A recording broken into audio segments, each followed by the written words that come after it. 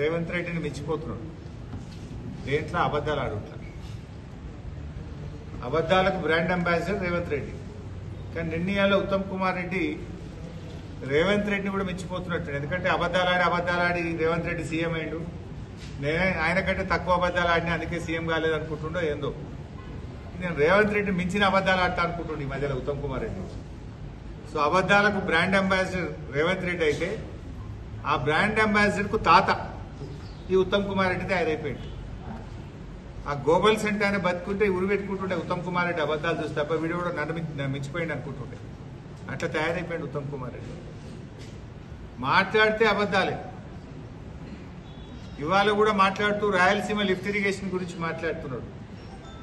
Rayalaseema lift irrigation పనులను green tribunal ద్వారా stay తెచ్చి పనులు ఆపిందే బీఆర్ఎస్ ప్రభుత్వము.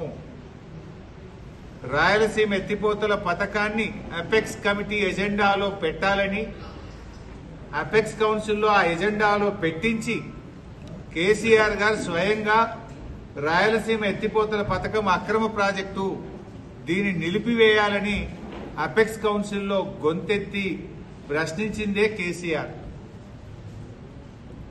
ఇవాళ రేవంత్ రెడ్డి, ఉత్తమ్ కుమార్ రెడ్డి ఇద్దరు కూడా చంద్రబాబుకు దాసోహం అయిపోయింది. రేవంత్ రెడ్డి గురుదక్షిణ చెల్లించుకుంటుండు. ఉత్తమ్ కుమార్ రెడ్డి కూడా భార్యాభర్తలు ఇద్దరు పోయి విజయవాడకు పోయి విజయవాడలో చంద్రబాబు గారిని కలిసి బజ్జీలు తినొచ్చిండు. అప్పటి నుంచి నేను కూడా అగనెస్ట్ మాట్లాడతలేడు. కృష్ణా నదీ జలాల్లో 10 ఏళ్ల రాష్ట్ర చరిత్రలో ఎప్పుడూ కూడా వాడనంత తక్కువ నీళ్లు వాడింది ఈ సంవత్సరం కాంగ్రెస్ ప్రభుత్వం.